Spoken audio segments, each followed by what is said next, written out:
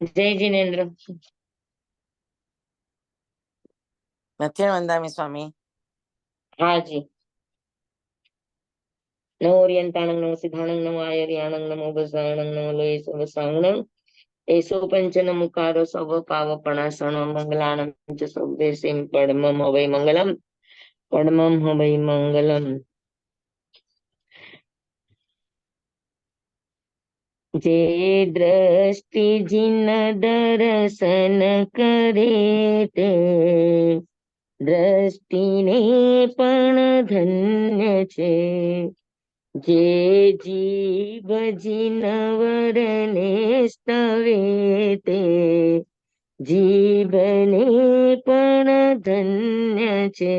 જે કાન જીન વચનો સુણે તે કાનને પણ ધન્ય છે.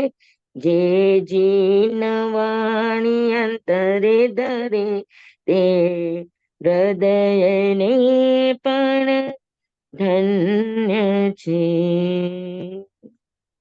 યા કુંદેન્દુ તુષાર હાર ધવલા યા શ્વેત પદ્માસના યા વીણાવરદંડ મંડિત કરા યા શુભ્રવસ્ત્રાવૃતા યા બ્રહ્માચ્યુત શંકર પ્રભૃતિભિ દેવે સદા વંદિતા સા માં પાતુ સરસ્વતી ભગવતી નિઃશેષ જાડ્યાપહ નિઃશેષ જાડ્યાપહ. ઓમ નમો નારાયણ ઓમ નમો સૂર્યસ ઓમ નમો સૂર્ય દેવ્યાય ઓમ નમો વાયણાર્યસ ઓમ નમો બંભીએ લિવિયે.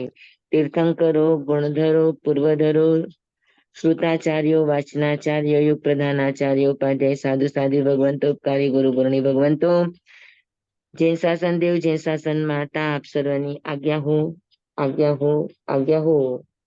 આપ સર્વનું શરણું હો સંરક્ષણ હો. વંદન કરી લઈએ સાહેબ કે પેલા. હાજી કરીએ. બોલો ઉર્મિલાબેન. देखो तो अयाहिणम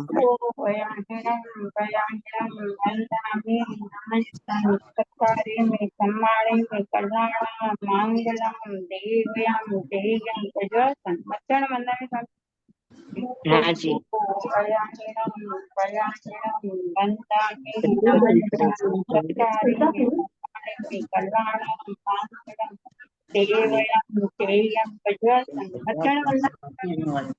હાજી. ભલે એટલી ઊંધી કરી હતી મને ક્યાંથી આવે ત્યાંથી દેખાતું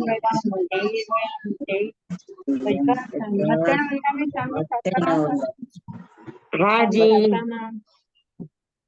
હા ચાલો આપણે 12 ભાવના ચાલે છે એમાં આપણે લાસ્ટ અસુચિ ભાવના જોયું. અત્યાર સુધી આપણે કરાવવાનું હતું ને ગયા વખતનું પેલા કર્મનું આશ્રમ. એટલે હમણાં આવશે ને એટલે લઈ જ લેશું. ઓકે. અસુચિ ભાવના આપણે એનો અર્થ કર્યો કે શરીરની જે પણ 7 ધાતુ છે, જે શરીરની તાકાત છે, શરીરની ઉર્જા છે, જેને સ્વચ્છ કરવાની જરૂર પડતી નથી, અશુચિ એને સ્વચ્છ કરવાની જરૂર પડતી નથી, તમે સીધી એને ડાયરેક્ટ વાપરી શકો છો. એટલે એના પ્રત્યે ઘૃણા, એના પ્રત્યે તિરસ્કાર, એના પ્રત્યે તુચ્છ ભાવ ન આવવા દેવો આ અસુચિ ભાવના છે. અત્યાર સુધી આપણે એવું શીખ્યા છીએ કે આ શરીર મળમૂત્રથી ભરેલું છે, અશુચિમય છે, એને એના ઉપર રાગ ન કરવું અને એના ઉપર ઓલું ન કરવું, મોહ મમતા દેહની આસક્તિ ન રાખવી. પણ દેહની આસક્તિ ન રાખવાથી દેહની આસક્તિ છૂટશે નહીં. કેમ કે આસક્તિ છે ને એ લોભ છે, રાગ છે, અને રાગ કોઈ દિવસ છોડવાથી છૂટે નહીં. આ વાત ખૂબ ધ્યાનથી સાંભળજો. મેં ગઈકાલે જ ગુરુદેવને એટલું સરસ પ્રવચન હતું આની માટે સ્વામી જયારે કે તમારે જે આપવાનું એ જ પ્રવચન સાંભળવા મળે છે ને? હા મારું આ છે કે અહીંયા મને વાંચનીમાં જે પણ વિષય ચાલતો હોય ને, વ્યાખ્યાનમાં ગુરુદેવનો એ જ વિષય ચાલતો હોય. તો અહીંયા અમારે કેતકીબેન છે ને એ હશે કે વ્યાખ્યાનમાં એ વિષય આવે ને તો મને તરત પૂછે કે તમારે વાંચનીમાં કયો વિષય ચાલે છે, તો અહીંયા જે વિષય ચાલતો હોય ને એ જ ગુરુદેવના વ્યાખ્યાનમાં હોય. કેટલી કૃપા છે સ્વામી, કેટલી કૃપા છે તમારા પર. બહુ કૃપા છે. હું વર્ષોથી માર્કિંગ કરતી આવી છું. ભણાવવાનું કોઈને પણ હોય, પછી અહીંયાના માસતીને ભણાવો, બહેનોને ભણાવો, જે પણ ભણાવવું એ વિષય ગુરુદેવના વ્યાખ્યાનમાં હોય ને હોય જ કોઈ પણ રીતે. હા, તો આ મને કાલે નવી ગુરુદેવના વ્યાખ્યાન ત્યાં એક નવી દ્રષ્ટિ મળી તમારા અશુચિ ભાવના ભાવ માટે. જાણી લે છે. તો સ્વામી હજી ગુરુદેવ તમારા ભાવ જાણી લે છે. હા, બહુ એવું થાય. હું શરૂઆતમાં અમે શરૂમાં હતા ને, તમે ગુરુદેવનું રનિંગ પ્રવચન લખતા, એટલે એની પ્રાર્થના હોય ને તો પ્રાર્થના પણ લખતા. તો પ્રાર્થનાનો ફોર્સ બહુ હોય તો પણ અમે લોકો લખવાની ટ્રાય કરતા. કોક વાર છૂટી પણ જતા કોઈ ચરણ, પણ લખવાની કોશિશ કરતા. અને કોક વાર લખતા આપણને સમજાણું નહીં અને આપણા મનમાં એવું આવ્યું કે આ ગુરુદેવ બીજી વાર બોલે તો સારું ને, તરત જ ગુરુદેવ બીજી વાર બોલ્યા હોય. એટલા નજીક તમે પહોંચી ગયા. આપણું આટલું ક્લિયર થઈ જાય એમ. ઘણી વાર એવું થાય કે ગુરુદેવે આ કડીની અંદર આ કીધું, તો હવે પછીના ચરણમાં શું આવશે આનો જવાબ, અને તરત જ પછીના ચરણમાં એનો જવાબ હોય. એટલે આવું મેં તો ખૂબ માર્ક કર્યું છે આવું, કે મારા મનમાં કોઈ પણ પ્રશ્ન હોય, કોઈ પણ વાત હોય, કોઈ પણ પ્રશ્ન મારા મનમાં ઘૂંટાતો હોય તો એ 2-3 દિવસના પ્રવચનમાં ગમે ત્યારે પણ એ વિષય આવે છે. પણ સ્વામી એના માટે સમર્પણ ભાવ જોઈએ. તમારો સમર્પણ ભાવ અને ખૂબ મારું હશે. સમર્પણ એવું નથી, પણ ગુરુદેવનો ભાવ, ગુરુદેવની કૃપા બહુ જ છે મારા ઉપર. મારો તો એવો કોઈ હોવો જોઈએ એવો સમર્પણ ભાવ કાંઈ જ પણ નથી. સ્વામી તમારા માધ્યમથી અમને પણ ગુરુદેવની ડાયરેક્ટ કૃપા મળે છે. હા, એ એ જ વાત છે કે ગુરુદેવ પાસેથી મળ્યું છે તો તમને ગુરુદેવની દ્રષ્ટિ, તમે જ્યાં છો, કોઈ અમેરિકા છે, કોઈ ક્યાં છે, કોઈ ક્યાં છે, પણ બધાને ગુરુદેવની પ્રવચનની દ્રષ્ટિ સાંભળવા મળે છે. આપણા બધાના સૌભાગ્ય છે. અમારા ધનભાગ્ય. અને અમારું તો બહુ જ સૌભાગ્ય છે કે અમને આ સ્થળ મળ્યું, ગુરુ મળ્યા, દ્રષ્ટિ મળી, નવું જાણવાની, નવી રીતે મૂલવવાની. ચીલા ચાલુ તો આગમમાં અર્થો લખ્યા છે, ખોટા નથી, પણ એ સિવાય પણ અનંત અર્થો હોય. આપણે કહીએ છીએ ને કે અનંત ગમા છે, અનંત નહીં છે, અનંત નિક્ષેપ છે, અનંત રહસ્ય છે, અનંત અર્થો છે, અનંત ગમાઓ છે, અનંત રહસ્યો છે. તો આવું બધું આપણે બોલીએ છીએ તો આપણે તો ખાલી એક અર્થમાં જ ચૂપ કરી દઈએ, અને એના અનંત અર્થો ખુલવા નથી દેતા. જયારે ગુરુદેવના ધ્યાનમાં શું છે કે એ અર્થને ખુલવા દે, ક્યાંય પણ એ પૂર્ણ વિરામ ન મૂકે. કોઈ પણ અર્થમાં પૂર્ણ વિરામ ન મૂકે. અમને એક જ અર્થ માંડ આવડે તો પછી અમે આગળ કેમ વધીએ? ના, પણ હવે એમની આ સાધના છે ને, આ સાધનાની ખૂબ જ તાકાત વાળી, કે એ એક વિષયને પોતાના મનમાં, વિચારમાં વહેતો મૂકે, પછી એના કેટલા આયામો, કેટલી રીતે એના અર્થો, એના અલગ અલગ પ્રવચનોમાં આપણને સાંભળવા મળે. આ એમનું ચિંતન, એમનું દોહન, એમની અંદરની ચિંતનની શક્તિ, એમનું ધ્યાન, આ બધું જ જવાબદાર છે. અને મોટી વાત એ છે કે એની પોઝિટિવ દ્રષ્ટિ છે. એ કોઈ પણ વસ્તુને નેગેટિવ ન રહી, અભવીને પણ નેગેટિવ થી ન લે, કર્મને પણ નેગેટિવ થી ન લે, એક પણ ચીજને એ નેગેટિવ ભાવથી ન લે. એને મેં ખાસ કરીને શાસ્ત્રની વાતે તો હરગીજ નહીં. એવી જ રીતે તમે અશુચિ ભાવના અમારા માટે કીધું ને, નેગેટિવ માંથી પોઝિટિવમાં બદલાવી દીધી તમે. કારણ કે સ્વામી હા, તમે જે એટલે રીતે અશુચિ ભાવના કીધું ને, એમાં ઓટોમેટિક આપણે રાગદ્વેષ વયો જાય, ઓલો કરવો પડે, આ ઓટોમેટિક વયો જાય જો આ રીતે સમજીએ તો આપણે. બરાબર છે. એટલે તમને એના પ્રત્યે ઘૃણા જ ન રહે, તિરસ્કાર જ ન આવે. અર્થ જ બદલાઈ ગયો ને એનો. હા, અને આજે હજુ તમને કાલના ગુરુદેવના પ્રવચનનો અર્થ હમણાં કહું છું તમને. બહુ જ સરસ વાત હતી કાલની.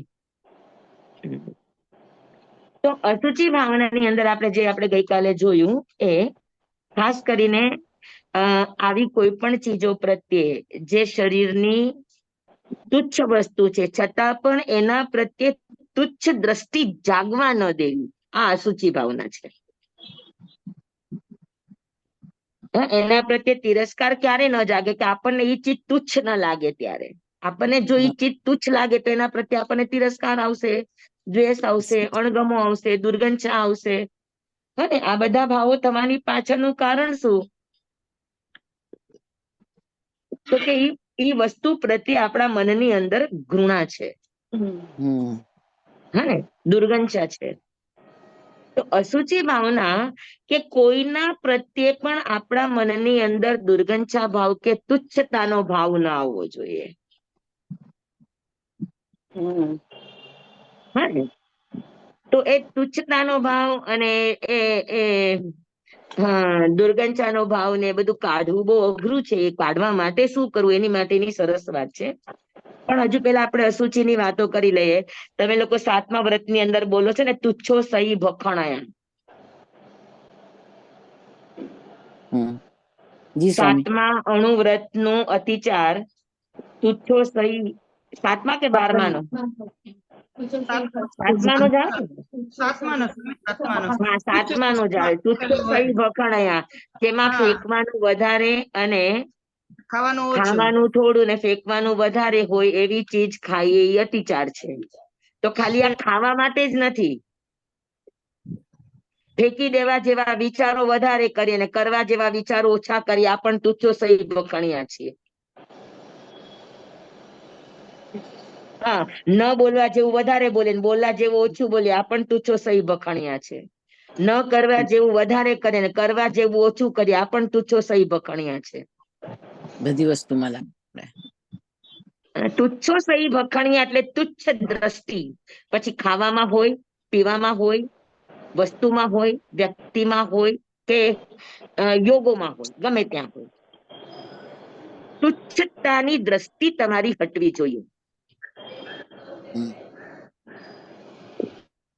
અસુચિ ભાવનાનો ખાસ આ સાર છે કે આપણને જગતના કોઈ પણ વ્યક્તિ પ્રત્યે, કોઈ પણ પ્રસંગ પ્રત્યે, કોઈ પણ પદાર્થ પ્રત્યે, કોઈ પણ સુગંધ દુર્ગંધ આદિ કોઈ પણ પરિસ્થિતિ પ્રત્યે આપણા મનની અંદર દુર્ગંધા ન આવવી, તિરસ્કાર ન આવો, ઘૃણા ન આવી, આ સમકીતીનું લક્ષણ છે. જેમ કે કૃષ્ણ મહારાજા, તમે જોયું છે ને, સાંભળ્યું છે ને, કે એને લોહી ને માંસ ને બધું જોયું તો અશુચિ જ હતું ને, પણ અશુચિ જોઈને એને તિરસ્કાર નહીં આવ્યો, એમાં પણ એને સારી વસ્તુને જોઈ. બરાબર ને?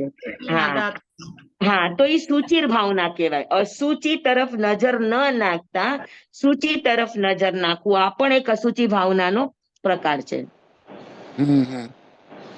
સમજાવું બરાબર? જી સ્વામી. હા, તો કોઈના પ્રત્યે પણ તુચ્છતાના ભાવ, દુર્ગંધાના ભાવ, તિરસ્કારના ભાવ, કોઈને પણ નજરથી ઉતારી દેવાના ભાવ જાગવા, આ પણ અસુચિ ભાવના અંતર્ગત ગણાય. તો આવું ન થવા દેવું હોય તો શું કરવું? સીધો સરળ રસ્તો, કેમ કે આ બધી ચીજ અનાદિકાલીન છે અને દર્શન મોહની ચીજ છે એ એટલી બધી ઘર કરેલી છે કે એને કાઢવી અતિશય મુશ્કેલ છે.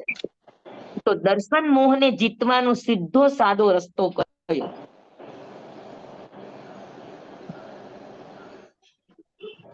તો રાગને કોઈ છોડી શકતું જ નથી, અને રાગ છોડવા ધારે તો રાગ છૂટતો જ નથી. તો શું કરવાનું? તો કે દર્શન મોહને જીતવા માટે કૃપાળુ દેવે એક જગ્યાએ વાત લખી હતી કે જેટલો મૈત્રી ભાવ તમારો સઘન, જેટલો મૈત્રી ભાવ તમારો ઘૂંટાય, એટલું દર્શન મોહનીય જીતાય. તો દર્શન મોહને જીતવા માટે મૈત્રી ભાવને ઘૂંટવો જરૂરી છે, અને મૈત્રી ભાવને ઘૂંટવા માટે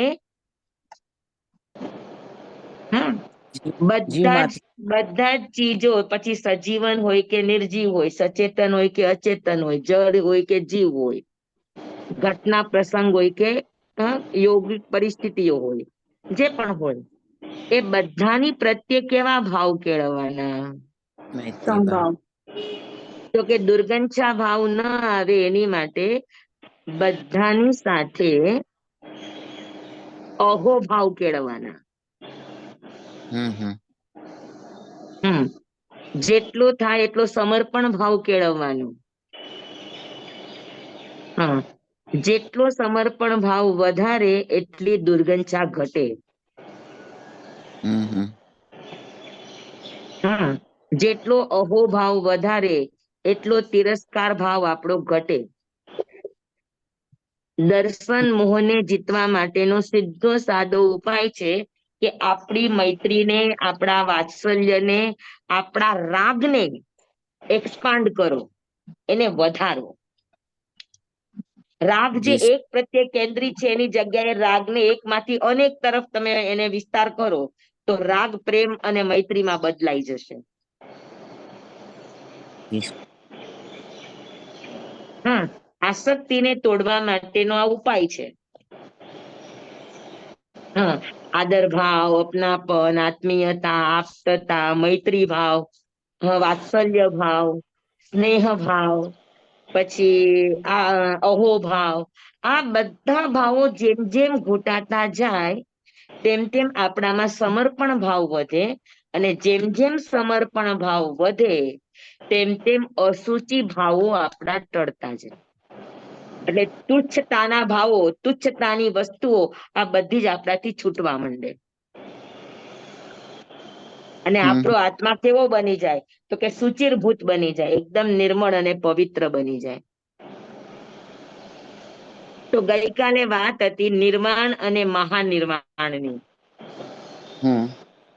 નિર્વાણ એટલે શું? તો કે આપણી પહેચાનને ઝીરો કરી નાખવાની, આપણી ઓળખાણ નહીં, ઓળખાણને ઝીરો કરી નાખવાની અને કોઈનામાં સમાઈ જવાનું. હા, તો કાલે બહુ સરસ એ વાતમાં ગુરુદેવે વાત કરી. આ નિર્માણ કેવી રીતે? અને આ બધું તમારું ઘરકુળથી શરૂ થઈ જાય. ખાલી દીક્ષા લઈને જ નહીં, સંસારમાં પણ થાય.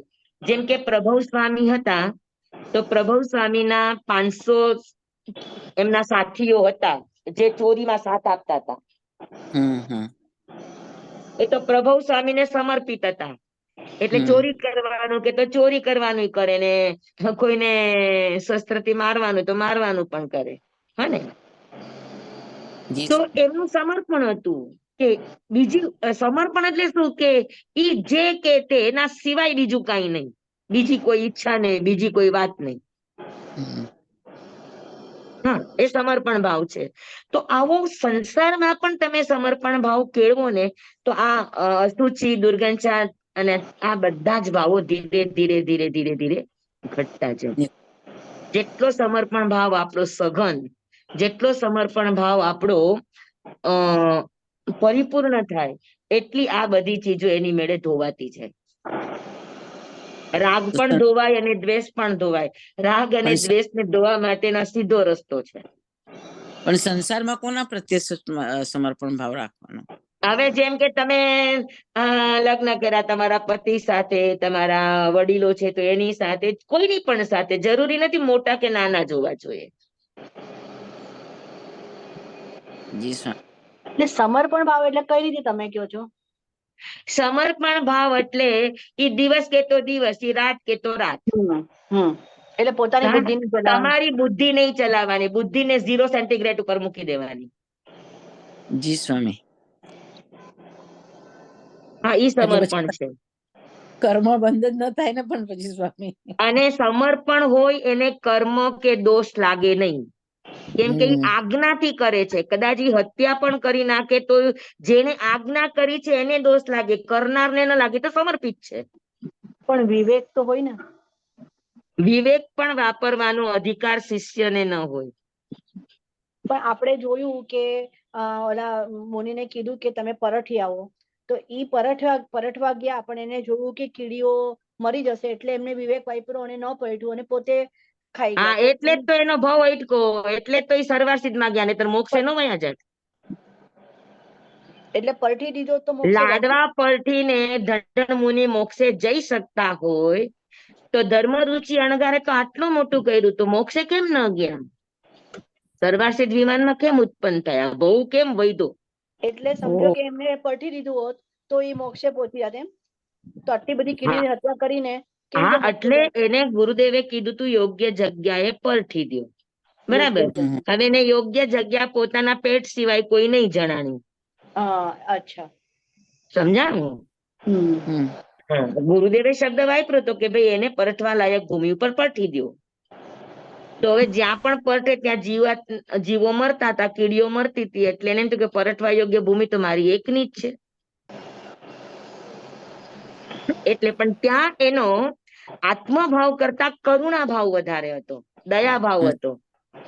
અને અચ્છા. દયા ભાવ છે, કરુણા ભાવ છે, શુભ ભાવ છે, શુદ્ધ ભાવ નથી. હા, તો એટલે એને ક્યાં સર્વાસિત વિમાનમાં જવું પડ્યું. તો સ્વામી નહીંતર ક્યાં તો પર્થ હતી? હા, તો ક્યાં પર્થ હતી? એમને પેટ સિવાય બીજો કોઈ સ્થાન યોગ્ય મળ્યું નહીં તો એ બીજે ક્યાં પર્થવત?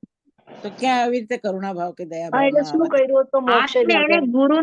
તેને ગુરુની આજ્ઞાનું અક્ષરશઃ પાલન કર્યું. કેમ કે ગુરુએ એમ નહોતું કીધું કે તમે અહીંયા જ પરઠો. ગુરુએ ખાલી એટલું કીધું હતું કે તમે યોગ્ય સ્થાને એને પરથી દ્યો. જી.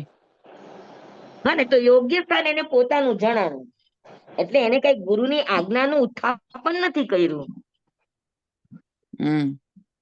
જો એને પરતવા માટે ન જ જવું તો એ ત્યાં ને ત્યાં બેસીને જ ખાઈ લેત ને. સમજાણું તમને? જી સ્વામી. એ તો સ્વામી એમને શું કર્યું હોત તો એમને મોક્ષ મળત તો પછી? અરે ત્યાં એનો કરુણા ભાવ નહીં, ત્યાં એનો આત્મભાવ જાગવો જોઈતો હતો. એ કીડીઓ જે આટલી મરી ને એમાં એના પ્રત્યે જે એને અહોભાવ, એનો અરેરાટી ભાવ જે થયો ને, એ એનો દયા ભાવ હતો, કરુણા ભાવ હતો, સરાગ ભાવ હતો. સમજાવું તમને? હા. એને શું ભાવ રાખવો જોતો હતો ત્યારે સ્વામી? ધંધણ મુનિએ પરતતા શું ભાવ રાખ્યો હતો? લાડવાના ચૂરે ચૂરા કર્યા, કર્મના ચૂરે ચૂરા કરે એવી રીતે. હા, પણ એ તો આપણે ખાલી કહીએ ચૂરે ચૂરા, પણ એમને એમ કર્મના ચૂરે ચૂરા થાય? એને શું ભાવ કેળવો હતો? એક વિચારે ચડી ગયા હતા ઉપર ગુણસ્થાન. હા, કયા વિચારે ચડ્યા હતા? શુક્લ ધ્યાન. કયા શુક્લ ધ્યાનમાં? આત્મભાવમાં. આત્મભાવમાં. દર્શન દ્રષ્ટિ રાખવાનું. હે? હા, પણ પરમ શુક્લ ધ્યાનના કયા ભાવ? કઈક મને બતાવો તો ખરા, એક બે નમૂના. અમે ચડીએ પછી બતાવીએ ને. કાલે સ્વામીએ શીખવાડ્યું દર્શનમાં રહેવાનું. આપણે બધા જ્ઞાનમાં જતા રહીએ. નહીં, ત્યાં ધંધણ મુનિને પરતવા પાછળ એ ભાવ હતો કે મારા પચખાણ હતા, મારી લબ્ધિનું મેળવવાનું. તો 6 મહિના સુધી ગોચરીએ જવા છતાં પણ મને મારી લબ્ધિનો આહાર ના મળે તો મારા આત્માની દશા શું?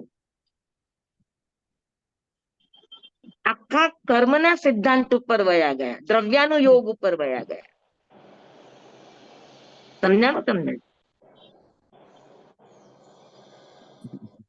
હા, એ આત્મભાવ છે.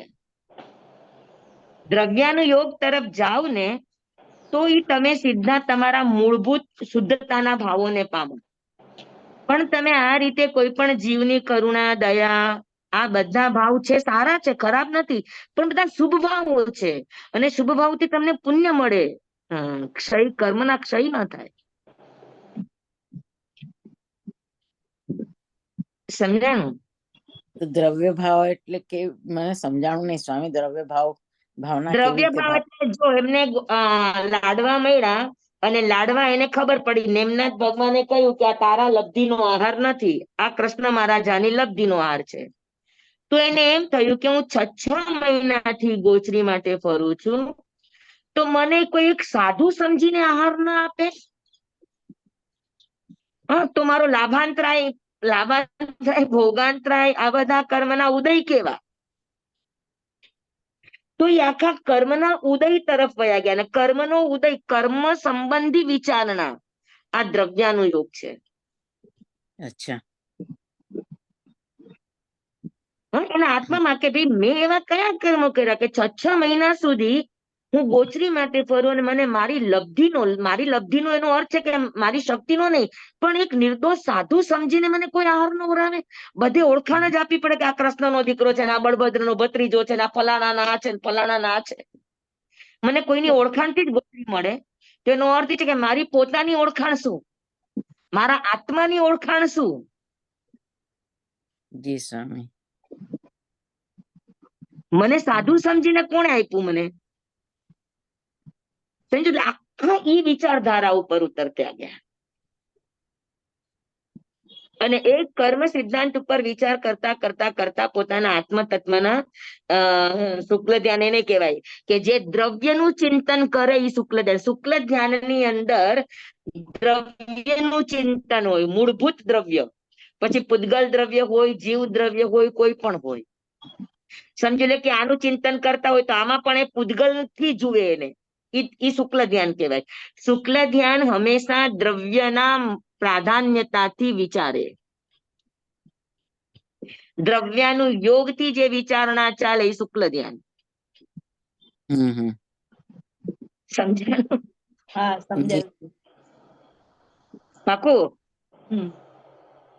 એટલે પણ પર્યાય જીવન વિચાર ન એવા કરીએ. કયા કર્મ હતા કે અમને એમની લબ્ધિનું નતું મળતું? પૂર્વ ભાવના કર્મના ઉદય હતો. પછી તો એને તરત જ જાતિ સ્મરણ જ્ઞાન પણ થયું કે મારે એને કઈક 500 ગાડા હતા અને કોઈક એમને આહારની અંતરાય પાડી હતી. અચ્છા, ઓકે. એટલે એમને હા, એના કારણે એને પોતાની લબ્ધિનો આહાર ન મળ્યો. એટલે આખા ઈ આત્મ તત્વ ઉપર ઉતરી ગયા. જેવી રીતે માસ્તુસ મુનિ કેમ કર્મ ઉપર ઉતરી ગયા, છિલકા અને મને યાદ નથી રહેતું, મારું સ્માતુસ એના ઉપરથી. હા, એટલે જેવા ઈ કર્મ સિદ્ધાંત ઉપર ઉતરે એટલે તરત જ એનો દ્રવ્યાનો યોગ પકડાઈ જાય, આત્મદ્રવ્ય પકડાઈ જાય. સમજાણું? હા, હા. એટલે પર્યાય નો વિચાર ન કરે, સીધા મૂળભૂત દ્રવ્યને જ પકડીને આગળ હા, વધે. મૂળભૂત દ્રવ્ય ઉપર વયા છે. સમજાણું સમજાણું. હા, સમજાણું. જી સ્વામી. હા, અને ધર્મ રુચિ અણગાર ને ક્યાંય આત્માનો વિચાર હતો? ના, કરુણા હતી. એને તો અરે રાટી થઈ ગઈ, આટલા બધા જીવ મરી જાય તો મારે ક્યાં પરતવું?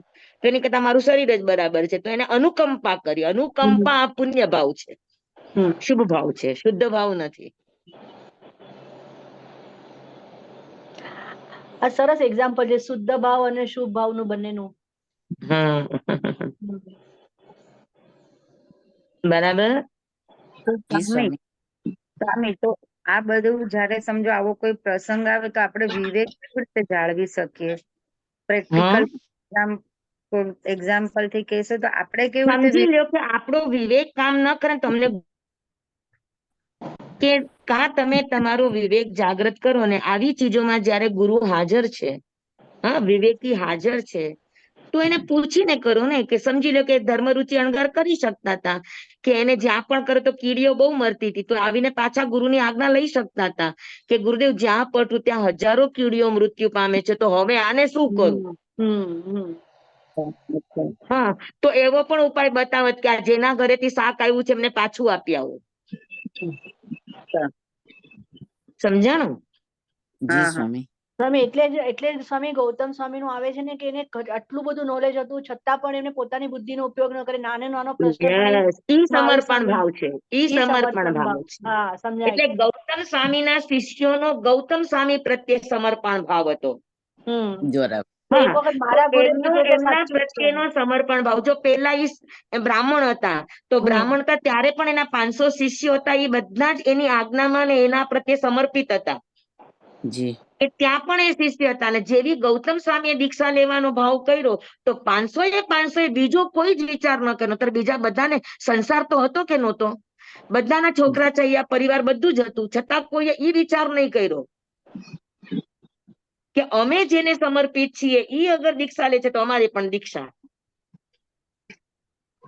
સમર્પણનો અર્થ એ છે કે બીજી કોઈ જ વાત નહીં, બીજો કોઈ સવાલ નહીં, એક પણ સવાલ વગર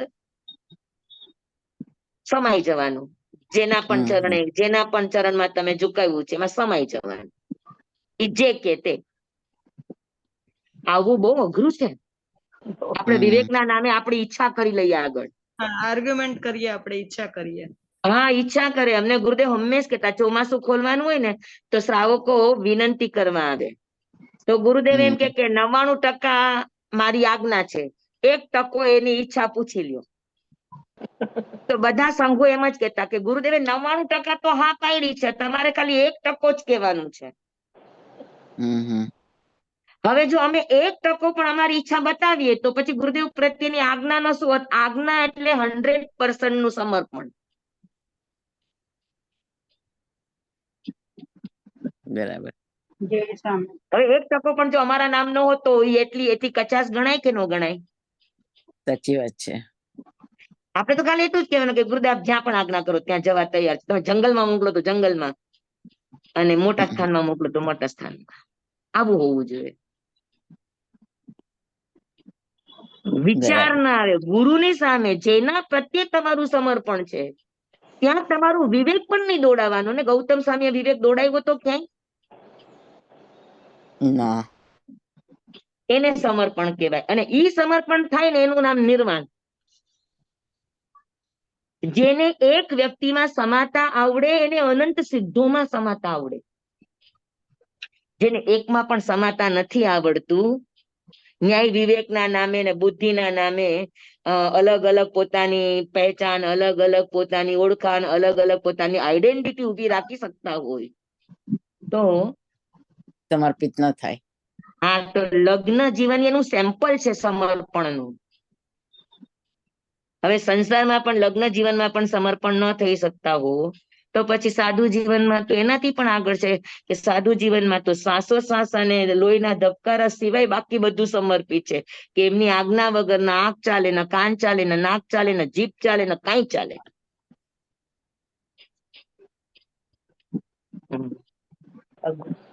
હા, તો ઈ સમાઈ જવું એ નિર્વાણ છે. હા, અને પછી ગૌતમ સ્વામી ભગવાનને સમર્પિત થયા તો ગૌતમ સ્વામીના બધા શિષ્યો પણ ભગવાનને સમર્પિત થયા કે નહીં? પેલા શિષ્યો ગૌતમ સ્વામીને સમર્પિત થયા. હા, તો એનું નિર્વાણ હતું કે એમાં સમાઈ ગયા. પછી ગૌતમ સ્વામી ભગવાનમાં સમાઈ ગયા તો બધા શિષ્યો પણ શેમાં સમાઈ ગયા? ભગવાનમાં. ભગવાનમાં સમાઈ ગયા. ત્યારે એમના શિષ્યનું મહાનિર્વાણ કહેવાય. એને અચ્છા. પોતાનું અસ્તિત્વ આ રીતે સમસ્ત રીતે એને બીજી પેઢીને સમર્પિત કર્યું.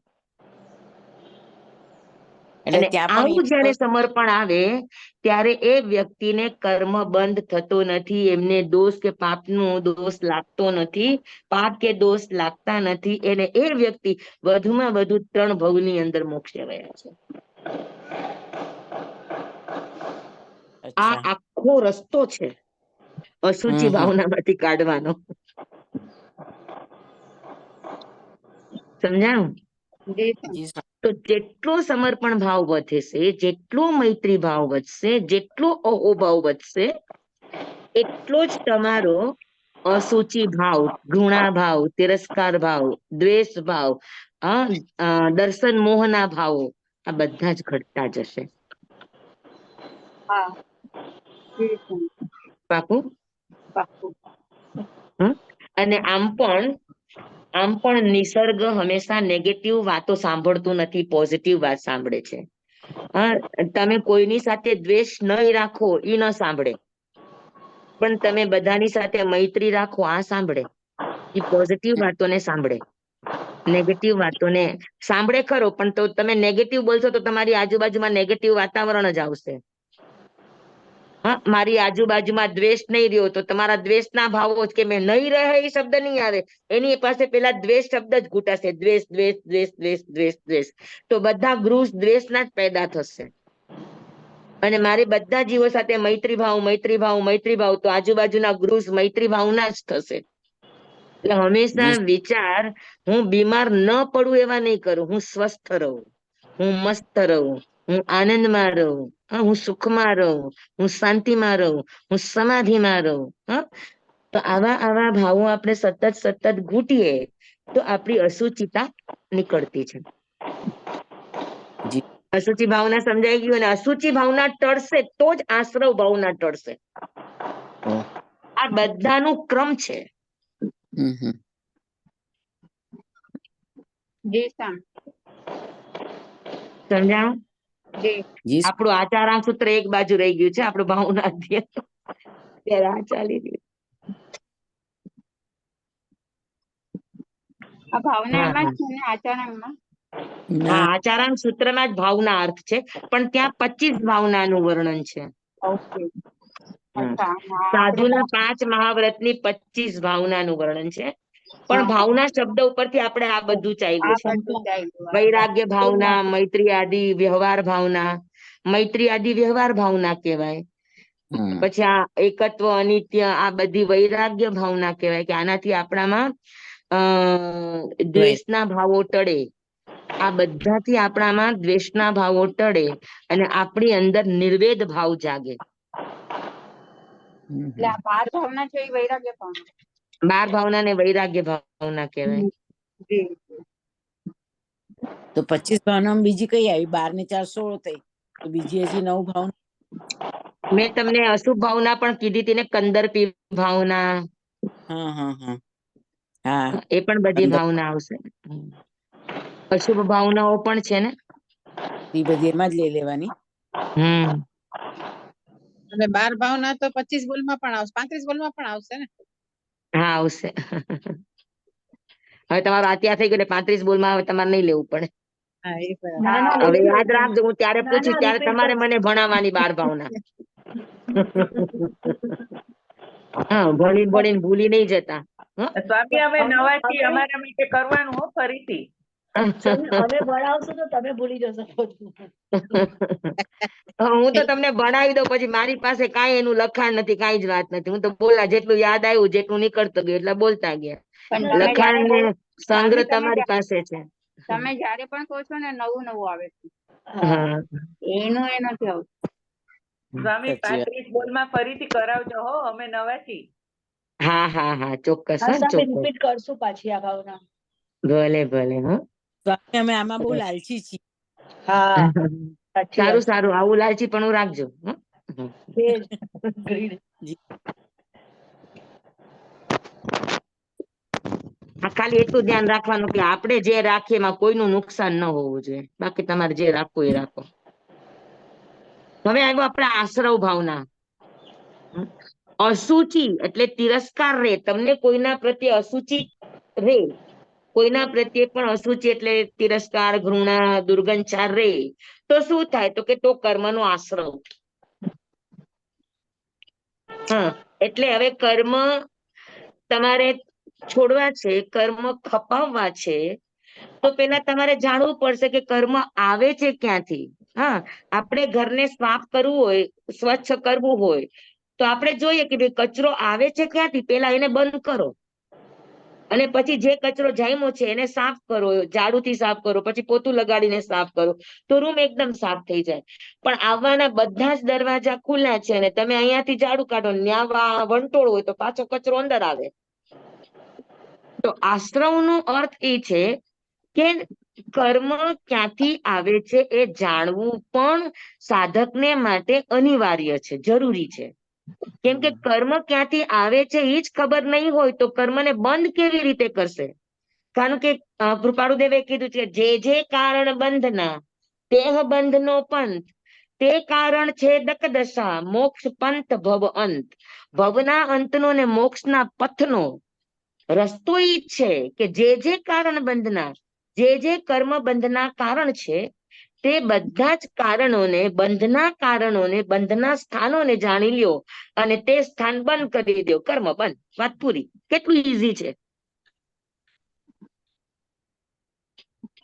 અને જે કારણ બંધના, જેટલા કારણો કર્મ બંધના છે, તે બધા જ કારણોને, બંધના કારણોને તમે છેદી નાખો, તો શું થાય? તો કે મોક્ષનો પંથ, મોક્ષ માર્ગ ઉભો થઈ જાય. અને ઉજાગર મોક્ષ થઈ માર્ગ જાય. આવે એટલે ભવનો અંત થઈ જાય. હમ. સમજાણું બધાને? જી સ્વામી. હા, તો આશ્રમ ભાવનામાં આપણે વિચારવાનું છે કે કર્મ આવે છે ક્યાંથી. એની માટે હવે આપણે કાલના 3 શબ્દ સમજી લઈએ. કર્મણ વર્ગણા, કર્મ આવે છે ક્યાંથી, કોના કારણે, અને ઈ કારણનું સેવન કરવાથી કર્મો કેવી રીતે, ક્યાંથી, કેવા પ્રકારના, કેટલા જથ્થામાં આવે, આ બધું જ જાણવું એ આશ્રવ ભાવનાની અંદર આવે. તો કારમણ વર્ગણા કર્મ અને અકર્મ, આપણે આ 3 શબ્દ કાલે જોયા હતા, બરાબર? કારમણ વર્ગણા એટલે શું? તો કે જીવ દ્વારા અગ્રાહ્ય, જે કર્મ વર્ગના જીવોએ ગ્રહણ, કોઈ પણ જીવોએ ગ્રહણ કરી નથી, એ આખા 14 રાજલોકના આકાશ પ્રદેશમાં ખુલ્લી છે, કોઈના દ્વારા પણ બંધાયેલી નથી, કોઈના દ્વારા પણ ગ્રહણ કરાયેલી નથી, મુક્ત છે. હા, તે મુક્ત કાર્મિક વર્ગણાને, કાર્મિક રજકણને કારમણ વર્ગણા કહે છે. હવે 8 વર્ગણા છે, એમાં ઔદારિક, એમાં છેલ્લી કારમણ વર્ગણા. તો વર્ગણામાં ફંડામેન્ટલી કોઈ જ ડિફરન્ટ નથી. એ બધામાં વર્ણગંધ, રસ, સ્પર્શ બધાનું મેઇન રો મટીરિયલ એક જ છે. તો ફરક ક્યાં આવશે 8 વર્ગણામાં? તો મેં તમને કીધું છે, આ પેલા શીખડાવ્યું છે કે 8 વર્ગણામાં ફરક માત્ર જાડા અને ઝીણાનો છે. સમજાણું? ઔદારિક વર્ગણા અને વૈક્રિય વર્ગણામાં ફરક શું? તો કે ઔદારિક વર્ગણા અને વૈક્રિય વર્ગણાના જે રચકણો છે એમાં કઈ ફેરફાર નથી, પણ ઔદારિક વર્ગણા કરતા વૈક્રિય વર્ગણા સૂક્ષ્મ હોય, વૈક્રિય કરતા આહારક સૂક્ષ્મ હોય, આહારક કરતા શ્વાસોશ્વાસ સૂક્ષ્મ હોય, શ્વાસોશ્વાસ કરતા ભાષા સૂક્ષ્મ હોય, ભાષા કરતા મન સૂક્ષ્મ હોય, મન કરતા તેજસ વર્ગણા સૂક્ષ્મ હોય, અને તેજસ કરતા કારમણ વર્ગણા સૂક્ષ્મ હોય. તમે પૂતગલ પરાવર્તનમાં જો તો આ જ ક્રમ છે. હા, તો પરમ સૂક્ષ્મ, આગળની વર્ગણાઓ પેલાની વર્ગણા કરતા વધારે સૂક્ષ્મ છે. તો કારમણ વર્ગણા એ સૌથી બારીક વર્ગણા છે, પણ જીવ દ્વારા ગ્રહણ કરાયેલી નથી. 14 રાજલોકમાં, આખા 14 રાજલોકના એક આકાશ પ્રદેશમાં આવી કાર્મિક રચકણોના જથ્થા પડ્યા છે, જે કોઈ પણ જીવોએ ગ્રહણ કર્યા નથી. તો જીવ દ્વારા અગ્રાહ્ય 14 રાજલોકના તમામ આકાશ પ્રદેશ ઉપર વ્યાપ્ત કાર્મિક રચકણને કારમણ વર્ગણા કહે છે. સમજાય ગયું બધાને? સમજાય ગયું બધાને? ફરીથી બોલો, લખી લઈએ. ફરીથી બોલો. તમારે બહુ મને તકલીફ થાય છે. સ્વામી, ફરીથી બોલોમાં તમારા શબ્દ આવતો જ રહેશે ને. હાલો, શરૂઆતમાં ક્યાંથી કરી હતી? એક શબ્દ કયો, ને મારું તો પાછું આખું ગાડું ફરતું રહેશે, જેટલી વાર લખાવીશ એટલી વાર. કારમણ વર્ગણા અતિ સૂક્ષ્મ છે, તમે કીધું. હા, કારમણ વર્ગણા એ સૌથી સૂક્ષ્મમાં સૂક્ષ્મ વર્ગણા છે, બરાબર? તો 14 રાજલોકના એક આકાશ પ્રદેશ ઉપર અનંતના જથ્થામાં પડેલી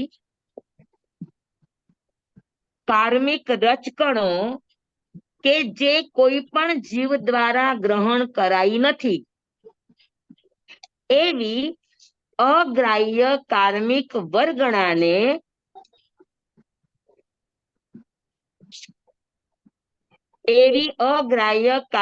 રચકણને કારમણ વર્ગણા કહે છે. કારણ કે જે કારમણ વર્ગણા ગ્રહણ કરેલી હશે એ કર્મ બની જશે ને. હા, એટલે બરાબર, એકદમ બરાબર. અને સ્વામી, તમે લાસ્ટ ટાઈમ કીધું હતું ને, એ પણ મને હજી સમજવાનું હજી બરાબર ન સમજાતું કે તમે કીધું હતું કે લાસ્ટ ટાઈમ તમે બોલો, મારું તો દર વખતે શબ્દ બદલાય. ના, આ નહીં, જે તમે કીધું ને જીવ જેટલા પ્રદેશને અવગાહે છે એટલા પ્રદેશ. હા, ઈ કહું. હા,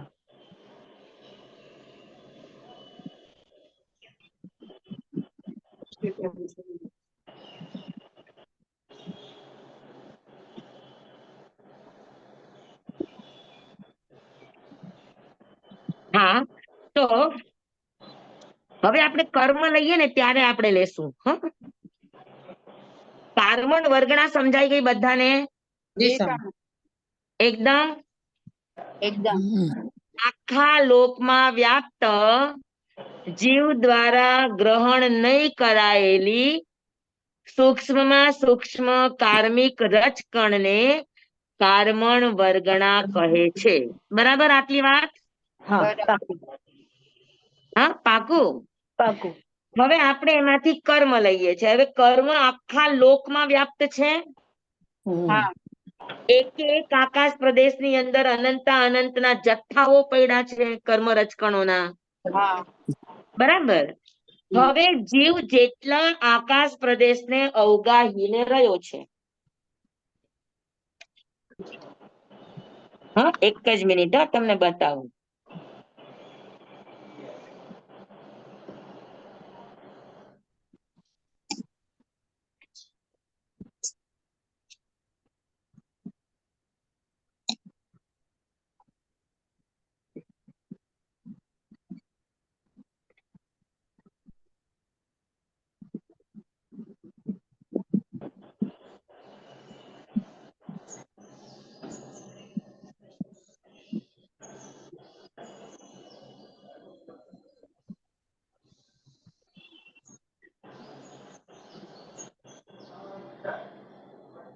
આ જુઓ ચિત્ર. આખા લોકમાં કાર્મિક વર્ગણાઓ છે. બરાબર. હા, હવે હા. એમાં આ જીવ છે. હા. તો આખા લોકમાં ઈ કેટલા આકાશ પ્રદેશને અવગાહીને રહ્યો છે? તો કે અસંખ્યાત. હવે ઈ અસંખ્યાત આકાશ પ્રદેશમાં જેટલી કારમણ વર્ગણા છે, આ મારી આકૃતિ છે એની અંદરનો ભાગ. હા. એક મિનિટ હજુ એક જ મિનિટ.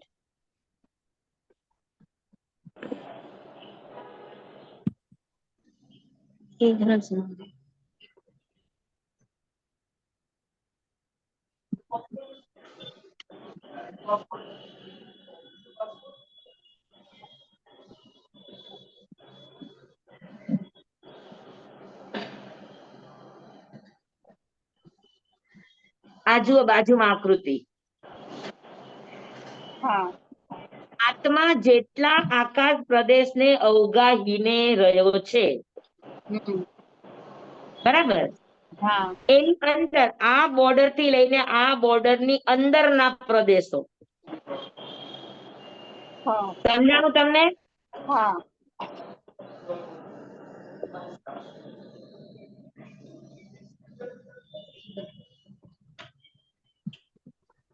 આ બોર્ડર થી આ બોર્ડર ની અંદરના આ પ્રદેશો એને અનંતર અવગાના કહેવાય.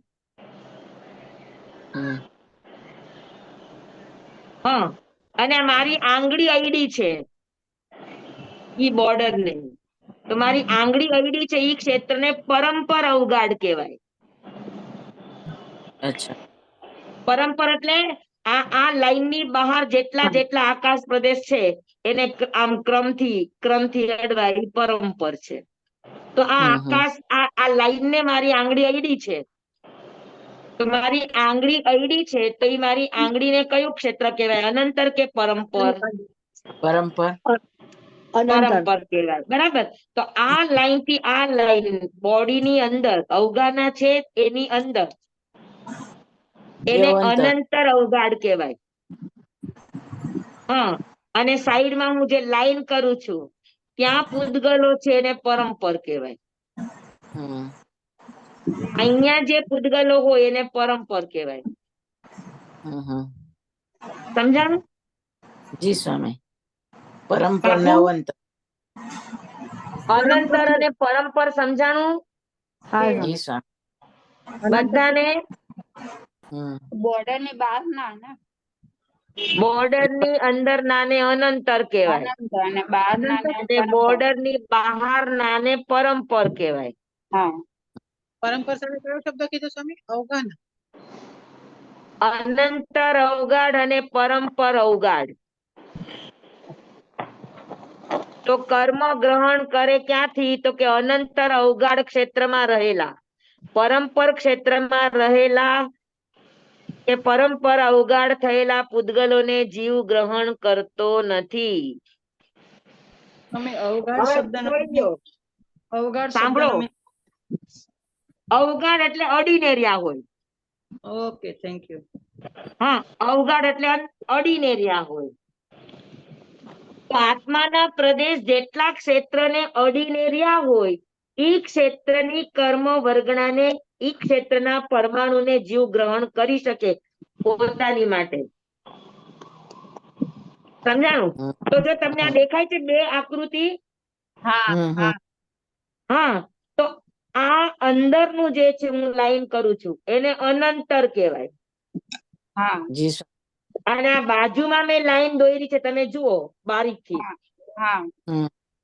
ઈ પરંપર કહેવાય. બરાબર. બહારની લાઈન ને સમજાણું? સ્વામી.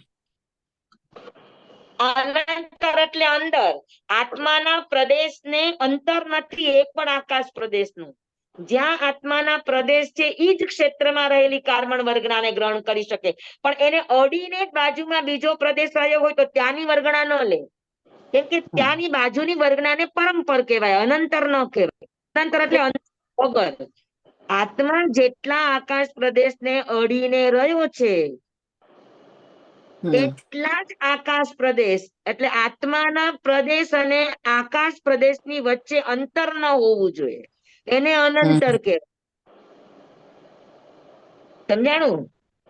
જી પણ સ્વામી. આ અડીને રહેલે તો એ તો બહારથી જ અડીને રહે ને, અંદરથી કેવી રીતે અડીને બહારથી રહે? નહીં, નહીં, નહીં, સાંભળી લ્યો, હા, સમજી લ્યો. આ ડસ્ટર છે, હા, અને આ આકાશ છે. તો આ ડસ્ટર જેટલા આકાશ પ્રદેશને અડીને રહ્યું છે એ અનંતર કહેવાય. પણ એની બાજુમાં જ બીજો પ્રદેશ પણ છે, એને અનંતર ન કહેવાય, કારણ કે ત્યાં આત્માના પ્રદેશ રહેલા નથી. એ બીજા નામ. તમે શીખા હો તો અવગાના અને સ્પર્શના. હા, અવગાના કરતા સ્પર્શના એક પ્રદેશ વધારે હોય. હા, હા, હા. આ મારો હાથ છે, તો આ હાથ અહીંયાથી અહીંયા સુધી અનંતર કહેવાય. પણ આ બાજુમાં અયડું છે તેને સ્પર્શ ના કહેવાય, એને સ્પર્શ કર્યો છે પણ અવગાહન નથી, ત્યાં આત્માના પ્રદેશ નથી. હા, હા, હા, સમજાણું? હા. હા, સ્પર્શ છે આત્માના પ્રદેશનો, એટલે સ્પર્શનાનું ક્ષેત્ર કહેવાય, પણ અવગાહનાનું ક્ષેત્ર ન કહેવાય. અવગાહના અને સ્પર્શનામાં ફરક છે. સમજાણું તમને? આ મારો હાથ છે, અહીંયા મારા આત્માના પ્રદેશ છે, આ હાથમાં. તો આ હાથમાં આ છેડાથી લઈને આ છેડા સુધી અવગાહના કહેવાય. હા, અને બાજુમાં આ અયડું છે એને સ્પર્શના કહેવાય, અવગાહના ન કહેવાય. એટલે બોર્ડર ની અંદરના અવગાહના અને બોર્ડર ને અડીને છે એ સ્પર્શના. Yes, very good. તો જે સ્પર્શના છે એને પરંપર કહેવાય. અચ્છા. અને અવગાહના છે એને અનંતર કહેવાય. હા, એટલે અવગાઢ એટલે અડીને, તો સ્પર્શના પણ છે તો અડેલી જ ને. એટલે અડેલા બે રીતના હોય, પરંપરાથી અડેલા અને અંતર વગર અડેલા. તો આ અંતર વગર અડેલા છે, અહીંયા બધા મારા આત્માના પ્રદેશ છે. તો અંતર વગર અહીંયાના આકાશ પ્રદેશ અને મારો આત્મા એકબીજાને અડી રહ્યો છે. જી જ્યારે સ્વામી. અહીંયા સ્પર્શના છે પણ મારા આત્માના પ્રદેશ નથી. પણ સમજાણું? સમજો ત્યાં, તેને પરંપર અવગાહના કહેવાય. પણ ત્યાં સ્વામી બીજો હાથ હોય તો? બીજો હાથ હોય તો હાથ જ છે આપણો પોતાનો. હવે આમ હાથ છે મારા, તો અવંતર જ થયું નહીં? હા, મારા બે હાથ છે તો એ અનંતર જ કહેવાય, કારણ કે ત્યાં મારા આત્માના પ્રદેશ છે અને આત્મા અખંડ છે. આ હાથમાં અલગ આત્મા છે અને આ હાથમાં અલગ આત્મા છે એવું નથી. આ હાથથી ગ્રહણ કરે કે આ હાથથી ગ્રહણ કરે છે તો આખો મારો સર્વાત્મ પ્રદેશ જ. સમજાણું? જી સ્વામી. એકદમ તમને સમજાઈ ગયું ને? સ્પર્શના છે એ બધી પરંપરા કહેવાય. ઈ પણ હા. અડેલું ક્ષેત્ર જ કહેવાય, પણ પરંપરાથી અડેલું ક્ષેત્ર કહેવાય. સમજો અને બીજાનો હાથ અંતર હોય વગર અડેલું ક્ષેત્ર હોય એને અનંતર કહેવાય. પણ સ્વામી બીજાનો હાથ હોય તો બીજાનો હાથ હોય તો નહીં, ઈ પરંપર કહેવાય. બરાબર. કેમ કે બીજાનો હાથ હશે તો બીજા કર્મ ગ્રહણ કરશે, તમે એના કર્મ ગ્રહણ નહીં કરો. આત્મા અલગ થઈ જાય ને. હા, સ્વામી અત્યાર સુધી તો મને એમ જ હતું કે જે સ્કિન ઉપર અડેલા હોય, ઉપર પરંપર જે હોય એ જ ત્યાંથી જ જીવ ગ્રહણ કરે. ના ના ના ના ના, હા, અંદર અત્યાર આત્માના સુધી પ્રદેશ જ્યાં પણ અડેલા છે એ તમામ હમ. ક્ષેત્ર. એટલે આખા અંદરના કોઈ પણ ક્ષેત્રમાંથી ગ્રહણ કરે એમ. પોલાણનું ક્ષેત્ર હોય જ્યાં આત્માના પ્રદેશ નથી ત્યાંથી ન લે. જ્યાં આત્મા અડેલો છે, અનંતર શબ્દનો અર્થ જ ઈ છે કે જ્યાં જે પ્રદેશ ઉપર આત્માના પ્રદેશ છે ઈ જ પ્રદેશના. એટલે રૂચક પ્રદેશ પરથી ન લે એમ, બાકીના બધા એવું નહીં પ્રદેશ. બાપા, તમે લોકો બહુ વધારે નહીં વિચાર. રૂચક એ આત્માના પ્રદેશ જ છે. પણ પોલાણ આવે ને એમ આના મારું પ્રદેશ કહેવું. સ્વામી એ પોલાણ એટલે આપણા પેટમાં પોલાણ છે, આ નાકમાં જો આ પોલાણ છે કે નહીં, હા, હા, આ નાકા તો પોલાણ ત્યાં છે. આત્માના પ્રદેશ ન હોય તો ત્યાંથી ન લે. હા, બરાબર છે. તો સ્વામી આપણા બોડીની શરીરની અંદર જ બધા છે. તમે સ્વામી મ્યુટ થઈ ગયા છો. સ્વામી સ્વામી મ્યુટ. તમે મ્યુટ છો. ક્યાંથી સ્વામીને સંભળાય પણ? સ્વામી મ્યુટ છો, સ્વામી unmute તમે કરો. મ્યુટ થઈ ગયા છો. મ્યુટ મ્યુટ બોલો, તમારો અવાજ નથી આવતો સ્વામી. મ્યુટ છો તમે, મ્યુટ. સ્વામી તમે unmute મ્યુટ કરો. છો. મ્યુટ છે, હા. મ્યુટ. ને પરંપર કહેવાય. મ્યુટ હા, હતા સ્વામી, શું બોલે સમજાણું નહીં. તમે મ્યુટ હતા. કહું.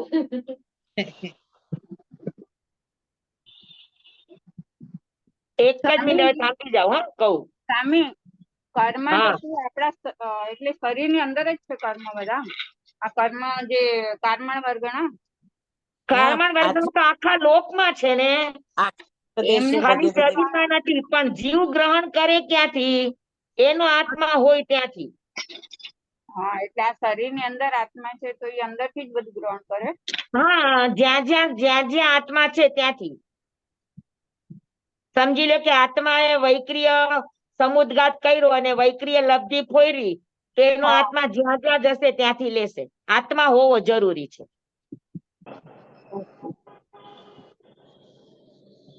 આ સમજી લે આખું ક્ષેત્ર છે. આકાશ બરાબર. પ્રદેશ.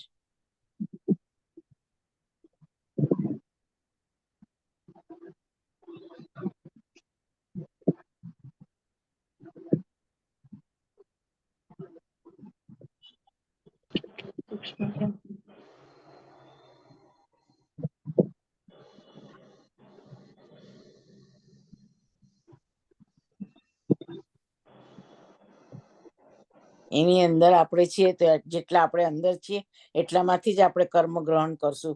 બાહ્ય બધા નહીં કરીએ એમ સ્વામી. હા, હવે તમને એક જ મિનિટ તમે થાંભી જાઓ, તમને સમજાવું છું. બાળ દીવો. એને બાળ જીવો ન કહેવાય. તમારી જિજ્ઞાસા છે, સારી વાત છે. તમે જેટલી વાર પ્રશ્ન કરશો એટલી વાર મારે તમને અલગ અલગ રીતે સમજાવવા માટે મારે તમને અલગ અલગ રીતે કરવું પડશે. હા, જો આ આકૃતિ તમને દેખાય છે? હા, આ આખો લોક છે, સમજી લો આજુબાજુનો. હા, અને આ જ્યાં મેં ચોક પૂર્યો છે, પેન પૂરી છે, જ્યાં મેં આખી ઈ આત્મા છે. પછી વચ્ચે જો 3 ખાલી ખાના છે, હા, ઈ સમજી લો કે આપણા શરીરની પોલાણ છે. હા, સમજાણું? તો હા. હવે આ સમજી લો કે આ આત્મા છે, તેની માટે અનંતર ક્ષેત્ર કયા કયા છે? જ્યાં આત્મા ટચ થયેલો છે એટલા. જ્યાં તમે વ્હાઈટ વ્હાઈટ કહ્યું છે વેરી ને ગુડ. ત્યાં. તો વચ્ચેના 3 ખાનામાં આત્મા ટચ નથી ને? હા. અહીંયા ટચ છે પણ અહીંયા બાજુમાં ટચ નથી, તો જ્યાં ટચ છે એને અનંતર કહેવાય, જ્યાં ટચ નથી એને પરંપર કહેવાય. જી સ્વામી. હા, હવે જો અહીંયા બધે બાજુમાં ખાલી જ છે ને, હા અહીંયા ક્યાંય આત્મા અડેલો છે પણ આત્માના પ્રદેશો નથી. હા સમજાણું? હા તો આ બધા ક્ષેત્રને કયું ક્ષેત્ર કહેવાય? ચારે બાજુથી અડેલું છે પણ ત્યાં આત્માના પ્રદેશ નથી, તો એને કયું કહેવાય? પરંપર અવગાહન. પરંપર સમજાણું બરાબર? જી સ્વામી. પાકું? ભોળાને પર કહેવાય, હજુ આ બધાને પણ પરંપરા છે. એટલે નવા શીખનારે એટલું યાદ રાખવાનું કે જે આકાશ પ્રદેશ ઉપર આત્માના પ્રદેશ છે, જે આકાશ પ્રદેશ ઉપર આત્માના પ્રદેશ છે, એ ક્ષેત્રને અનંતર અવગાહન કહેવાય છે. અને જ્યાં આત્માના પ્રદેશ નથી, ખાલી અડેલું ક્ષેત્ર છે, એને પરંપર અવગાહના કહેવાય છે. સમજાણું? ત્યાં વચ્ચે 3 બોક્સ છે, ઈ પરંપર.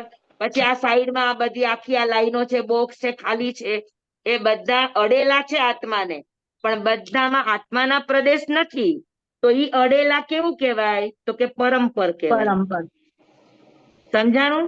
હા, સમજાયું કે આત્માને અડેલા છે પણ ત્યાં આત્મા નથી. પણ સ્વામી, તો પછી આપણે બહારના નવા કર્મ કેવી રીતે ગ્રહણ કરીએ છીએ?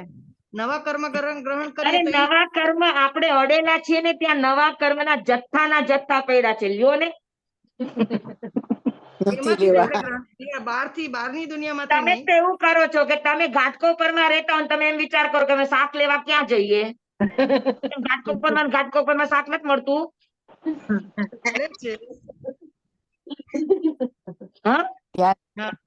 જીવન જરૂરિયાતની તમામ ચીજો ઘાટકોપરમાં મળે છે ને, કે લેવા માટે તમારે મુલુંડ જવું પડે. મળે, બરાબર છે. એટલે એમાંથી જ આપણને મળે છે. અરે અનંત ભવ કરી શકો એટલું મટીરિયલ ખાલી આટલા ક્ષેત્રમાં છે, અવગાહના ક્ષેત્રમાં. તમે બધા જ કર્મ માટે સરખું સમજવાનું ને, આ બધા જ કર્મ માટે સરખું જ સમજવાનું ને, બધા જ કર્મ માટે સરખું સમજવાનું ને. હા, અહીંયા કેમ કે કર્મ વર્ગણામાં કોઈ પ્રકાર નથી કે જ્ઞાનાવરણીય દર્શનાવરણીય. કર્મ વર્ગના છે. બંધાયા પછી એ ડાયવર્ટ થાય છે જ્ઞાનાવરણીય દર્શનાવરણીય એ રૂપે. એટલે સ્વામી, એકવાર આત્માને ચોટે પછી એના વિભાજન થાય છે. યસ, કર્મ બંધાયા પછી એના 4 વિભાજન થાય. 4 પ્રકૃતિ બંધ, પ્રદેશ બંધ, સ્થિતિ બંધ અને અનુભાગ બંધ.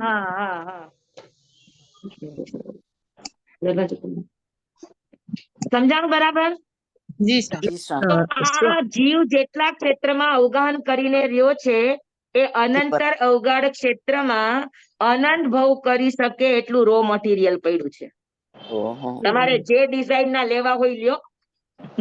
સ્વામી, હું તમને અડીને બેસું તો તમારું મને ના લાગે? જરાય નહીં, અડેલા ને નહીં, જ્યાં તમે છો ત્યાંથી લેશો. આત્મા અલગ થઈ જાય ને. હું અડેલું છું, એ પરંપર કહેવાશે. એટલે જ મેં કીધું કે અડેલું 2 રીતનું છે. જ્યાં આત્માના પ્રદેશ પોતે છે, ઈ પણ અડેલું છે, અને સાઈડમાં આત્માના પ્રદેશ અડેલા છે, ઈ પણ અડેલું છે, પણ ત્યાં આત્માના પ્રદેશ નથી. તો અહીંયા 2 હોવું જોઈએ. આત્માથી અડેલું પણ હોવું જોઈએ અને ત્યાં આત્માના પ્રદેશ પણ હોવા જોઈએ, તો એને અનંતર કહેવાય. ખાલી અડેલું હોય ને આત્માના પ્રદેશ ન હોય તો એને પરંપર કહેવાય, અનંતર ન કહેવાય. સમજાણું? જી સ્વામી. સ્વામી, ક્વેશ્ચન પૂછો. આપણે કેમ એમ વિચાર કહીએ છીએ કે ભાવ આપણા જે હોય એ પ્રમાણે કર્મ ગ્રહણ કરે છે, બરાબર છે? આ તો બરાબર. એ કર્મ ગ્રહણ આપણા બોડીમાંથી જ કરે. આત્માને આપણી બોડીમાંથી નથી લેવાનું મારા વાલા. આપણું બોડી, આપણો આત્માનો પ્રદેશ જે આકાશ પ્રદેશને અડીને રહ્યો છે ને, એ આકાશ પ્રદેશમાં જીવ દ્વારા નહીં ગ્રહણ કરાયેલી અનંત કર્મ વર્ગણાના જથ્થાઓ પડ્યા છે, એમાંથી લેશે. બોડીમાં તો આપણી બંધાયેલી કારમણ વર્ગણા છે, બોડીમાંથી નહીં લે. આત્માની અંદરની કહીએ છીએ આપણે, તો ઈ આત્માના પ્રદેશની અંદરની છે, તો ઈ આપણા બોડીની અંદરની, આત્મા આપણા બોડીમાં જ રહેલો છે, બરાબર છે? એની ના નથી કેતી, પણ અત્યારે તમે આ જગ્યા ઉપર બેઠા છો, પછી જગ્યા છોડીને બીજી જગ્યાએ જશો કે નહીં જાઓ? ઓકે, હા હા તો હા જ્યાં જી જ્યાં પણ જશો, તમારો આત્મા જ્યાં જ્યાં પણ જશે ને જ્યાં જ્યાં પણ બેસે, બોડી શબ્દ નહીં વાપરો, કારણ કે અચ્છા બોડી આટલું મોટું છે, આત્મા આટલો મોટો નથી. આત્મામાં આમાં વચ્ચે 1/3 પોલાણ છે. હા જી સમજાણું? એટલે હું તમને બોડી શબ્દ ના પાડું છું હા કે જી બરાબર આત્માના પ્રદેશો જ્યાં જ્યાં અડેલા છે. મેં તમને આ આકૃતિ એટલે જ બતાવી કે આ વચ્ચેનો ભાગ છે કે જ્યાં આ બોડીની અંદરનો ભાગ જ છે, જી પણ આ પોલાણ છે, અહીંયા આત્માના પ્રદેશ નથી. સ્વામી આ ગ્રહણ કરવાનું સમજાણું, પણ તમે જ્યારે નિર્જરા કરી, આપણે કર્મની નિર્જરા કરીએ તો એ પાછી કાર્બન વર્ગણા બની જાય એ કર્મ. હા, એ હવે સમજાવું, એ હવે એનો વિષય આવશે. પેલા આપણે એક એક વિષય ક્લિયર કરીએ. ના પણ સ્વામી એટલે આ જગ્યા છોડીને બીજી જગ્યામાં બેસું તો તે જગ્યાના મને વર્ગ લાગે. સમયે સમયે જીવ ગ્રહણ કરે છે ને કર્મ. હા 7 કર્મ તો જીવ સમયે સમયે કરે છે. આયુષ્ય કર્મ બાંધે ત્યારે 8 કર્મ બાંધે, તો હા 7 કર્મ તો જીવ સમયે સમયે બાંધે છે. તો હા જે સમયે જે આકાશ પ્રદેશ ઉપર બેઠો હશે, પહેલે માળે બેઠો હશે તો પહેલા માળથી, બીજે માળે બેઠો હશે તો બીજે માળથી, પહેલે માળમાં એક રૂમમાં પેલા શું કહેવાય હોલમાં બેઠો હશે તો ત્યાંથી, પછી બેડરૂમમાં જશે તો ત્યાંથી, પછી ગાઢ ખબર કિચનમાં હશે તો જશે તો ગાઢ ખબર. ત્યાંથી, પછી બાથરૂમમાં જશે તો ત્યાંથી, પછી દરવાજા ઉપર જશે તો ત્યાંથી, પછી દાદરા ઉપર જશે તો ત્યાંથી. જ્યાં આત્મા જશે ત્યાંના આકાશ પ્રદેશ ઉપરથી લેશે. બસ વાત આટલી જ. એટલે આત્મા આપણો જ્યાં જશે ત્યાં આપણે જે ભાવ કરશું એ આકાશ પ્રદેશથી. હા, બસ આત્મા જેટલા જેટલા આકાશ પ્રદેશ ઉપર છે એ જ આકાશ પ્રદેશ ઉપર અનંતા અનંતા કર્મોના જથ્થાના જથ્થા હરેક ડિઝાઇન ના પૈડા છે. ઔદારિકના, વૈક્રિયના બધા જ પૈડા છે. ત્યાં જેવો ભાવ કરીએ એવો આપણે ગ્રહણ કરીશું.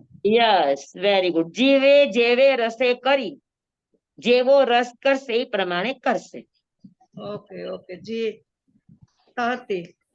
સમજાણું? અનંતર અને પરંપર. એકદમ Yes. સરસ સ્વામી, આજે પહેલી વાર આટલું સમજાણું. હા, ચાલો 5:15.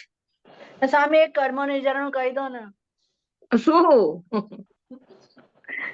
જ્યારે સાંભળો.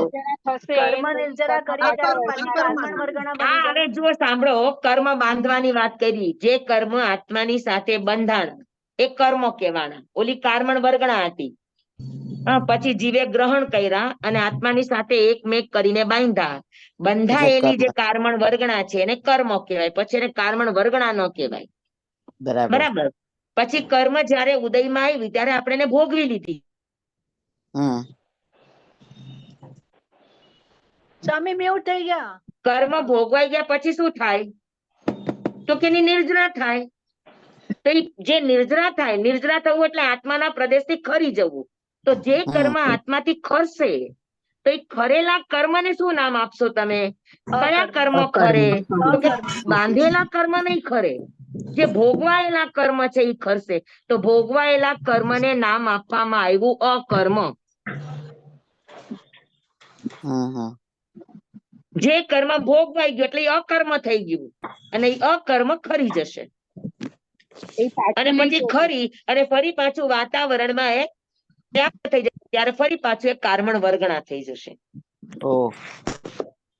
સમજાણું આખું બરાબર? તો તમે જયારે કહો છો અગ્રાહ્ય વર્ગણા, તો આ તો ગ્રાહ્ય થઈ ગઈ ને પછી છૂટી પડી તો પાછી અગ્રાહ્ય કેવાશે ઈ? હા, પછી આપણે છોડી દીધી. પછી આપણે જ લેશે એવું જરૂરી નથી, કોઈક એ બીજા પણ જીવેને લઈ લેશે. એટલે અગ્રાહ્ય નો મતલબ કે જે જીવે લીધી ઈ જ અગ્રાહ્ય પાછી એટલે નહીં લે. જીવ દ્વારા અત્યારે ગ્રહ મ્યુટ થઈ ગયા સ્વામી, મ્યુટ થઈ ગયા સ્વામી મ્યુટ થઈ ગયા. સ્વામી મ્યુટ. સ્વામી સ્વામી મ્યુટ મ્યુટ થઈ ગયા છે. છે. સ્વામી આપનું મ્યુટ છો. મ્યુટ છે. અવાજ નથી આપનું આવતો. મ્યુટ છે. ઈશારાથી સ્વામીને સમજાવો, ઈશારાથી કયો તો તો બોલશો તો સ્વામી મ્યુટ મ્યુટ. સ્વામી માઈક માઈક માઈક. સ્વામી સંભળાતું નથી. સ્વામી માઈક. સ્વામી સાંભળો, તમે સ્વામી મ્યુટ કરો. સંભળાતું નથી. સ્વામીને બે ચીજો નથી સંભળાતી. હા, એમાં તમે મ્યુટ થઈ ગયા છો સ્વામી. પાછા તમારો મ્યુટ થઈ ગયા. મ્યુટ થઈ જાય છે. અમે આમાં વાત કરીએ છીએ નથી સ્વામી સંભળાતું. Mute Mike. મ્યુટ થઈ ગયું છે સ્વામી ઓટોમેટિક મ્યુટ પણ થઈ જાય છે સ્વામી સમય જોતા હલો. નથી આપણી સામું એટલે હા હા હવે બરાબર. સ્વામી હવે બરોબર તમે ક્યારના બોલતા હતા પણ મ્યુટ હતા. આ સમજાઈ ગયું બધાને? ક્યાંથી સમજાય સ્વામી મ્યુટ સ્વામી. હતા તમે. હવે કાઈ નહીં અવસરે. આને કેવા અંતરાય કર્મ. જો ખાલી વાત એટલી જ છે કે જીવ દ્વારા ગ્રહણ કરાઈ નથી ઈ કારમણ વર્ગણા. એમાં સુખ દુઃખ સાતા અસાતા કાંઈ પણ ફળ આપવાની તાકાત નથી. બરાબર. પછી જીવ જેવે રસે કરી કર્મ બાંધશે તો ઈ કર્મ વર્ગના સાથે તમારો રસ ભળશે. રસ ભળ્યા પછી જે આત્માની સાથે ચોઈતા એનામાં સુખ દુઃખ સાતા અસાતા આપવાની તાકાત આવશે. વેદન સંવેદન થશે. તો જેનામાં સુખ દુઃખ સાતા અસાતા આપવાની તાકાત છે ઈ કર્મ. બરાબર. પછી તમે ઈ કર્મ ઉદયમાં આવ્યું ને ભોગવી લીધું તો ભોગવા પછી પાછું આત્મામાં ને આત્મામાં રહેશે કે ખરી જશે? ખરી જશે. તો ખૈરું એને શું કહેશો? કર્મ અકર્મ. કહેશો, કારમણ વર્ગણા કહેશો કે અકર્મ કહેશો? અકર્મ. તો કે એને અકર્મ કહેવાય. હા, જે કર્મ ભોગવાઈ ગયું એટલે અકર્મ. કર્મ માંથી અકર્મ થઈ ગયું. અકર્મ થઈ ગયું એટલે એની નિર્જરા થઈ ગઈ. નિર્જરા થઈને વાતાવરણમાં ફરી પાછું ફેલાઈ જાય ત્યારે કારમણ વર્ગણા. ત્યારે મુક્ત છે. ત્યારે કોઈ પણ જીવ એને લઈ શકે પણ એ મુક્ત છે. હવે એનામાં ફળ દેવાની કોઈ તાકાત નથી. ઓકે હા હવે બરાબર. પછી જે ગ્રહણ કરશે એના ભાવ પ્રમાણે ઈ ફળ આપશે. હા, હવે તમને આની એક નવી વાત સમજાવીશ. એ અવસરે આજે નહીં, સમ્યક દ્રષ્ટિ અને મિથ્યા દ્રષ્ટિમાં ફરક શું હોય? હા બરાબર છે? મને બરાબર યાદ છે. કરાવજો, હું ભૂલી હા જાઉં છું. હા સ્વામી. કાલે રજા ને શુક્રવાર. હા, કાલે ગુરુવાર મૌન, શુક્રવારે ફરી પાછા. શુક્રવારે પારણા છે ને? આ શુક્રવારે પારણા છે. અમારે અહીંયા પારણા છે. જો એટલો રસ નહીં હોય તો હું પાઠ લેશું. અને તમારે કોઈને વાંધો નથી ને? ના. અમને કાંઈ વાંધો નથી સ્વામી. પારણા તો સવારે પતી બધું જાય. સવારે પતી હા, જશે તો ને? અહીંયા મારે રસ નહીં હોય અને જો હું ખુલ્લી આવીશ તો લઈ લઈશ અને જો મહેમાનો બહુ હશે તો પછી હું તમને મેસેજમાં મૂકી દઈશ કે કાલે.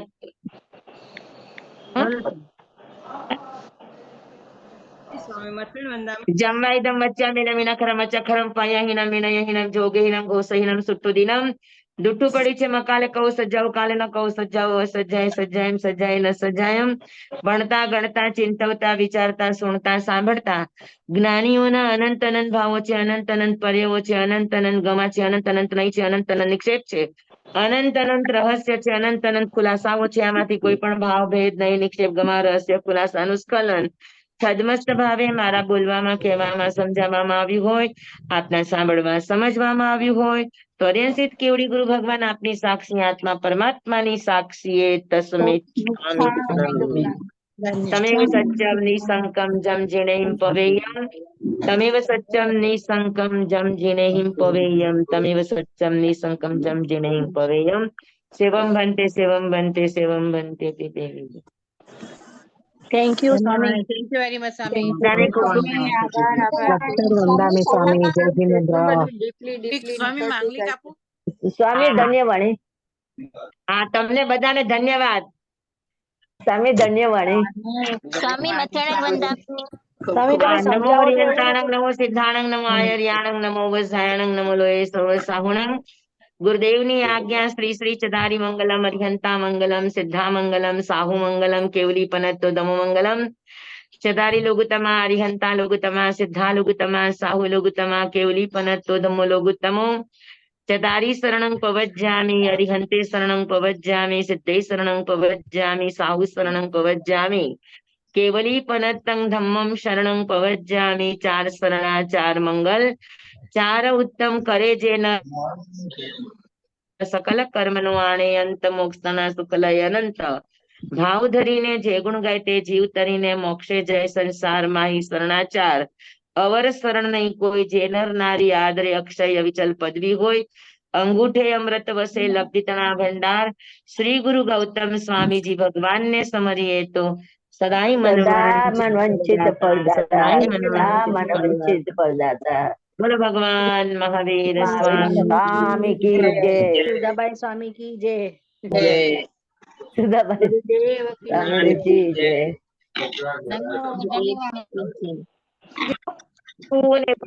અમુક ની જવાબદારી છે. કોકિલાબેન, ઇન્દિરાબેન, છોકરા ભણેલા બધાય. સ્વામી મજા બહુ આવે છે તમારી સાથે ભણવાની. અરે મને તમને જોઈને બહુ મજા આવે છે. સ્વામી નવા નવા પોઈન્ટ બધા નીકળતા જાય છે. હા સારી વાત છે, સારી વાત છે. કાઢો, જેટલા નવા નીકળે એટલા કાઢો. હા, આજ સુધી મને એમ જ હતું કે આપણે આજુબાજુથી જે નજદીકમાં હોય ને ત્યાંથી લઈ આવીએ છીએ અને ગ્રહણ કરી લઈએ છીએ. હવે ખબર પડી ગઈ. હવે બાજુમાંથી સમજાય, અડેલા હોય ને તોય ન લે. હવે સમજાઈ ગયું સ્વામી. અત્યારે ખબર જ નહોતી અત્યાર સુધી. ચાલો, સારી વાત છે. ધન્યવાણી ધન્યવાણી સ્વામી ખાતામાં રહેજો. સુખ સાતામાં સ્વામી નીકળી ગયા. ઉર્મિલા માસી ગયા? હા છું. માસી આપણે કરો ને એકવાર પ્રોગ્રામ, બધા સ્વામીને સરપ્રાઈઝ આપીએ ત્યાં જઈને અંકાઈ. હા હા આપણે જૂનમાં કરીએ. એવું કઈક કરો કે બધા આપણે છે ને ત્યાં જઈને સીધા ટપકી પડીએ એમને. હા હા હા હા હા કરવાનું. ચલો, હા ઓકે, બાય.